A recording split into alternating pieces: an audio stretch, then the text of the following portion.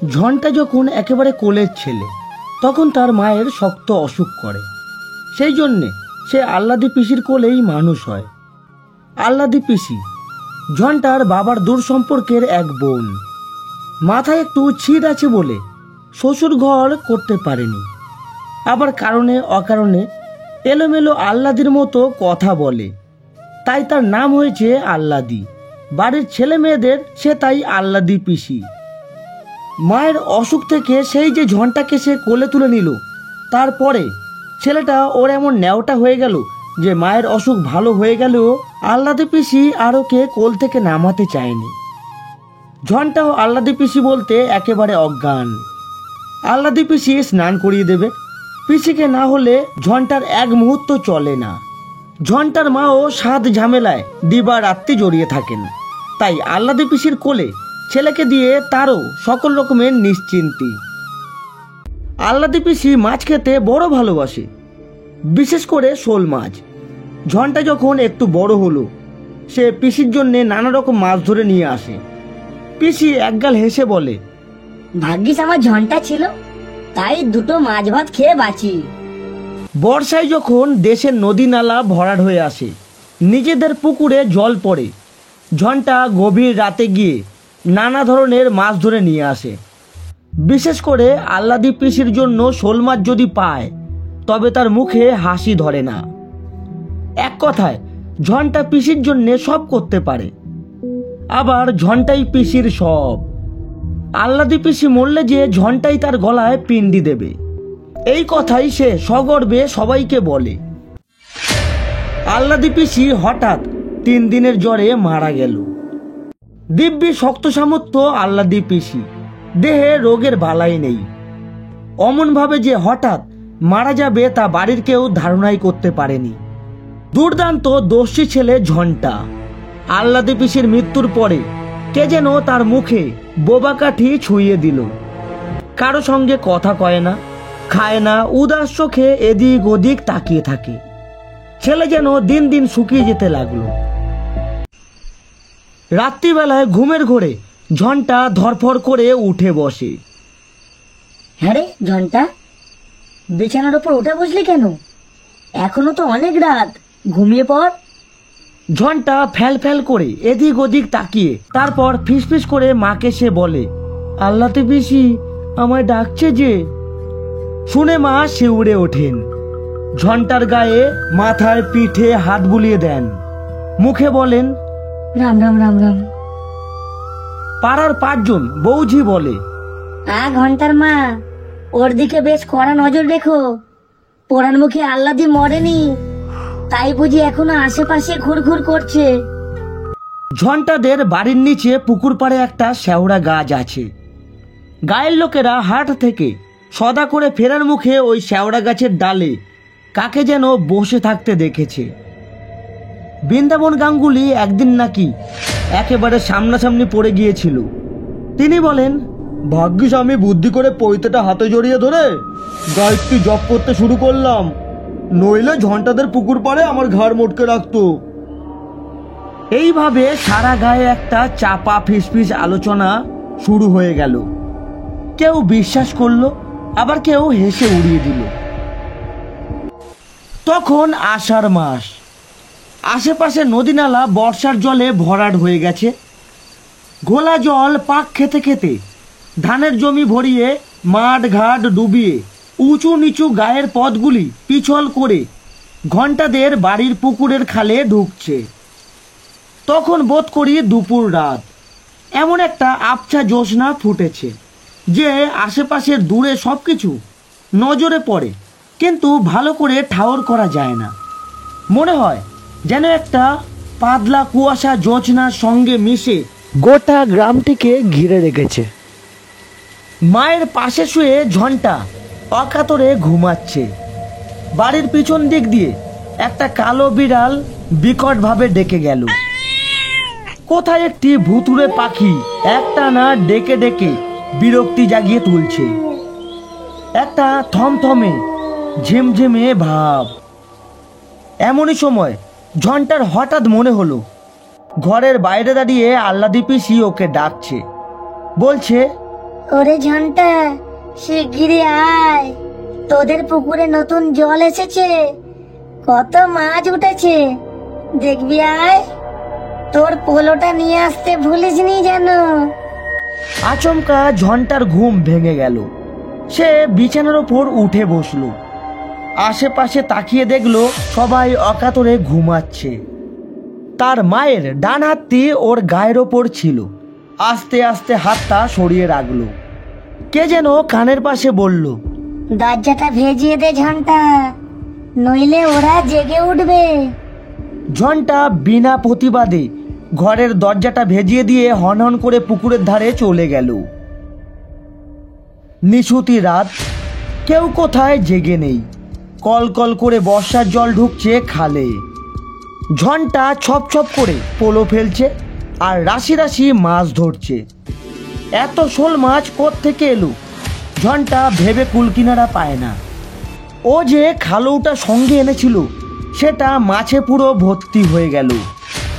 কিসের যেন একটা পোড়া গন্ধ ক্রমাগত তার নাকে আসছিল। তার আকর্ষণে ঝন্টা সেই মাছ ভর্তি খালৌ নিয়ে এগিয়ে চলল। যেদিকে এগিয়ে চলল সেই দিকেই সেই শেওড়া গাছটা। আমায় শোল পোড়া খাওয়াবি ঝন্টা? ঝন্টা অবাক হয়ে তাকিয়ে দেখল গাছের ডালে পা ঝুলিয়ে কে যেন বসে আছে। আল্লাদি পিসি না? দেখতে ঠিক সেই রকম। এতক্ষণে ঝন্টার যেন জ্ঞান ফিরে এলো। আল্লাদি পিসি তো মরে গেছে। ও তাহলে কার ডাকে এই নিশুতি রাতে মাছ ধরতে ঘর থেকে বেরিয়ে এসেছে? ভয়ে ওর মাথার চুলগুলো খাড়া হয়ে উঠল। সে প্রাণপণ চেষ্টা করলো পালিয়ে যেতে, কিন্তু পা দুটো কিছুতেই উঠছে না। শেষকালে মনে জোর করে ঝন্টা মরিয়া হয়ে ছুটতে শুরু করে দিল। পেছন থেকে আল্লাদি পিসির কান্না শোনা গেল। ওরে ঝন্টা, শোল মাছগুলো আমায় দিয়ে যা, আমি আর কিছু চাই নে। আল্লাদি পিসির কথা যতই কানে আসে ঝন্টা তত ছোটে। হঠাৎ সে দেখলো একটা বিরাট লম্বা শেওড়া গাছের ডাল ওদিক থেকে এসে তার হাতের মাছের খালুটা ছিনিয়ে নিয়ে চলে গেল। একটা আর্তনাদ করে ঝন্টা সেখানেই অজ্ঞান হয়ে পড়ে গেল। তার চিৎকার শুনে বাড়ি থেকে লোকজন এসে যখন পৌঁছালো, ওর মুখ দিয়ে তখন গ্যাজলা বেরাচ্ছে। অবশেষে মায়ের বুক ভরা কান্নায় 3 দিন পর ঝন্টা তাকালো, কিন্তু কি হয়েছিল কোনো কথাই সে মনে করতে পারে না। শুধু বোকার মতো ড্যাব ড্যাপে চোখে চেয়ে থাকে। গায়ের সবাই বলল, দেখো ঝন্টার মা, এখন থেকে ঝন্টাকে একেবারে চোখে চোখে রাখবে। পেদনিরা ওই রকম করে নিষিদ্ধাকে ভুলিয়ে জলার ধারে গিয়ে ঘাড় মোটকে রেখে দেয়। শুনেই ঝন্টার মায়ের বুকের রক্ত শুকিয়ে যায়। সারা রাত ধরে ছেলের শিওরের ধারে জেগে থাকে। ঘন ঘন দীর্ঘ নিঃশ্বাস পড়তে থাকে। ভাবে, আমার শান্তির সংসারে এ কি হলো? কি কুক্ষণে পরের মেয়েটাকে ঘরে ঠাঁই দিয়েছিলাম। এদিকে হঠাৎ বাড়ির লোকে লক্ষ্য করলো যে কেমন যেন পাগলা চোখে সারাক্ষণ তাকিয়ে থাকে ঝন্টা। হঠাৎ সে বলে বসলো, আমি পোড়া শোল মাছ খাবো। অমনি সঙ্গে সঙ্গে কোত্থেকে একটা পোড়া শোল মাছ ঘরের মাঝখানে এসে পড়ল। ভয়ে আটকে উঠল সবাই। ক্রমে ব্যাপারটা সহজ হয়ে এলো। দেখা গেল যে ঝন্টা যখন যা চায় কে যেন সঙ্গে সঙ্গে তাই এনে হাজির করে দেয়। সেদিন দুপুরবেলায় গরমে আইঠাই করতে করতে ক্ষীণ কণ্ঠে ঝন্টা বলল, মা, 1 গ্লাস ঠান্ডা জল দাও না। মুখের কথা খসাতে যতটুকু সময় লাগে, দেখা গেল সুন্দর একটা গ্লাসে টলটলে পরিষ্কার জল। ঝন্টা সেই জল খেতে যাচ্ছিল, কিন্তু ওর মা হাত দিয়ে এক ঝটকায় সবটুকু মেঝেতে ফেলে দিয়ে বলল, কখনো মুখে দিসনি ঝন্টা, ওসব পেদনিতে জোগাচ্ছে। সন্ধ্যের পর পাড়ার মেয়েরা দল বেঁধে আসলো ঝন্টাকে দেখতে। কথায় কথায় গাঙ্গুলি গিন্নি বলেন, আমার জর্দা ফুরিয়ে গেছে, কাশির জর্দা না হলে আমার মুখে রোচে না। আপন মনে ঝন্টা বলল, তুমি জর্দা খাবে ঠান্দি? সঙ্গে সঙ্গে ঢন করে মেঝেতে পড়লো একটা কৌটো। গাঙ্গুলি গিন্নি অবাক হয়ে বললেন, এই তো কাশির জর্দা, একেবারে নতুন কৌটো, কোত্থেকে এলো ঝন্টার মা? আর যারা আশেপাশে ছিল ব্যাপারটা জানতো, তারা খুলে বলল। জর্দার কৌটোটা গাঙ্গুলি গিন্নি হাতে তুলে নিতে যাচ্ছিল, কিন্তু যেই আল্লাদি পিসির পেদনির কথা শুনলেন, অমনি রাম নাম করতে করতে একেবারে নিজের বাড়ির দিকে পা চালিয়ে দিলেন। যতদিন ব্যাপারটা তামাশা থাকে, লোকে ভিড় জমায়, কৌতূহলী হয়ে বসে থাকে পেদনির কাণ্ড দেখতে। কিন্তু কত রাত্রি লোকেরা এইভাবে না ঘুমিয়ে জাগতে পারে? কাজেই আস্তে আস্তে ভিড় পাতলা হয়ে আসতে লাগলো। গমগমে বাড়ি, আবার মানুষ জনশূন্য থমথমে হয়ে এলো। কিসের যেন দুঃস্বপ্ন দেখে মাঝরাত্রিরে ঝন্টার মায়ের ঘুম ভেঙে যায়। মা ছেলেকে বুকের কাছে প্রাণপণে টেনে নেয়।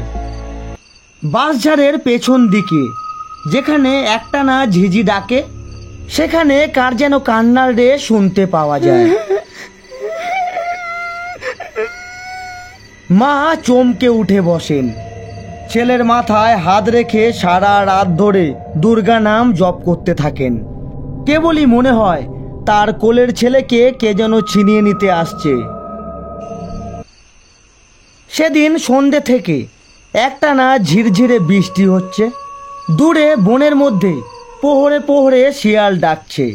মনে হচ্ছে যেন ওরাও খুব ভয় পেয়েছে। পাখি পাখালিরা কখন যে গিয়ে বাসায় শুধিয়েছে কেউ খবর রাখে না। গেরস্ত বাড়ির গোয়ালগুলোতে গরুগুলো এমনভাবে হামলাচ্ছে যে মনে হয় তারা অশুভ কোনো ইঙ্গিত পেয়েছে। মাঝে মাঝে কালো প্যাঁচার চেঁচানি কানে ভেসে আসছে।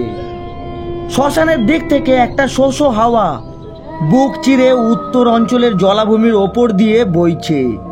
মনে হচ্ছে কোনো পেদনি বুঝি নিঃশ্বাস ফেলছে। গায়ের পথে আজ একটা লোকও নেই। কোনো বাড়িতে একটা ছেলেও কেঁদে উঠছে না। মনে হচ্ছে রুদ্ধ আতঙ্কে সবাই প্রহর গুনছে। ঝন্টাদের বাড়িতে আজ সবাইকে কি কাল ঘুমে পেয়েছে কে জানে। সন্ধ্যাবেলায় উনুনে আগুন পড়েনি। বামন দিদি ঘুঁটে আর কয়লা সাজাতে গিয়ে সেইখানেই ঘুমিয়ে পড়েছে। বাইরের ঘরে বাড়ির কর্তারা সন্ধ্যে থেকেই দাবা পাশা খেলতে বসেন। তাদের চিৎকারে আশেপাশের 10টা লোক ঘুমাতে পারে না। আজ আধার ঘনিয়ে আসার সঙ্গে সঙ্গেই দাবার ছক একেবারে সরিয়ে রেখে সবাই ফরাসের ওপর অঘরে ঘুমাচ্ছে। অবিশ্রান্ত বর্ষণ চলেছে, তারই সঙ্গে তাল বজায় রেখে খানা ডোবায় ব্যাঙেরা আসর জমিয়ে তুলেছে। আকাশের সমস্ত তারা মেঘে ঢাকা পড়েছে। মাথার ওপর কালপুরুষ একটা সাংঘাতিক কিছু ঘটবে বলে বুঝি দম বন্ধ করে প্রহর গুনছে। ঝড়ের গর্জনে বিপদের ইঙ্গিত। মায়ের পাশে শুয়ে অকাতরে ঘুমাচ্ছে ঝন্টা। এমন ঘুম যে দেখে মনে হয় ওর দেহে বুঝি প্রাণ নেই। আকাশের বৃষ্টি, ঝোড়ো হাওয়া, ঝিঝির ডাক, ব্যাঙের শব্দ, প্যাঁচার চেঁচানি আর কালপুরুষের নীরব ইঙ্গিত ওকে যেন এমনভাবে ঘুম পাড়িয়েছে যে সে ঘুম আর ভাঙবে না। কিন্তু হঠাৎ বেড়ার পাশে কার ফিসফিসানি কথা শোনা গেল। ঝন্টা, উঠে আয়, জলের ধারে আজ মাছ থই থই করছে।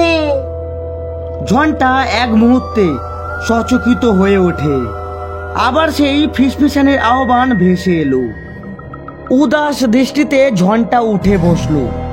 কার ডাক, কোথায় যেতে হবে কিছুই জানে না। তবু সে উঠে দাঁড়ালো পাগলের মতো। আবার সেই বাঁশবনের মধ্যে দিয়ে কানাকানির মতো কার আহ্বান। আজ আর পোলো নিস নে ঝন্টা, ঘাবলা জালটা হাতে নিয়ে তাড়াতাড়ি আমার সঙ্গে বেরিয়ে আয়। এই পহেলিকাময় নিশির ডাকে সাড়া না দিয়ে উপায় নেই। ঝন্টা ঘাবলা জালটা কাঁধের ওপর তুলে নিয়ে দরজার হুড়কোটা খুলেই উঠোনে বেরিয়ে পড়ল। সঙ্গে সঙ্গে কানে তালা লাগানো মেঘের গর্জন আর বাদুড়ের ডানার ছটফটানি। কিন্তু মেঘের ডাকেও কারোর ঘুম ভাঙল না। ছায়ামূর্তির হাতছানিতে ঝন্টা জলের দিকে এগিয়ে যায়। পথের অন্ধকার এত জমাট বেঁধে আছে, তবু ওর পথ চলতে কোনো অসুবিধা হয় না। ওই যে ওইখানে কত মাছ ঘাই মারছে, তুই দেখতে পাচ্ছিস নি ঝন্টা? এগিয়ে যা, ছুড়ে দে ঘাবলা জালটা। অশরীরীর নির্দেশ শুনে ঝন্টা একেবারে জলার মধ্যে পা চালিয়ে দিল। তারপর কচুরি পানার মধ্যে তার দেহটা যে কোথায় তলিয়ে গেল সারা গায়ের কেউ জানতেও পারল না। শুধু ঝন্টার বাড়ির কালো বিড়ালটা ওর মায়ের কাছে কেঁদে কেঁদে ফিরতে লাগলো। মায়ের কাল ঘুম তবুও ভাঙল না। পরের দিন জেলেরা যখন ঝন্টার মৃতদেহটা জালে টেনে তুলল, সারা গায়ের মানুষজন একেবারে হুমড়ি খেয়ে পড়ল। গায়ের একজন বর্ষীয়সী মহিলা কপাল চওড়া করে বললেন, আল্লাদি পড়ার মুখী পেদনি হয়েও কি ভুলতে পারেনি, তাই তো রাহু ওই ঝন্টাকে কোলে টেনে নিল। বহু বছর কেটে গেছে, এখনো গায়ের লোকেরা একটু বেশি রাত্রিবেলায় জলার ধার দিয়ে যেতে ভয় পায়। মনে হয় কে যেন ওখানে কেঁদে কেঁদে এলো চুল উড়িয়ে বুক চাপিয়ে ছোটাছুটি করছে।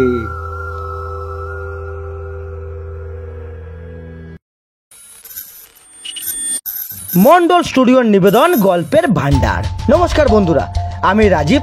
আজ আপনারা শুনছিলেন লেখক স্বপন বুড়োর কলমে নিশির ডাক। গল্পটি কেমন লাগলো অবশ্যই একটি কমেন্ট করে জানাতে ভুলবেন না।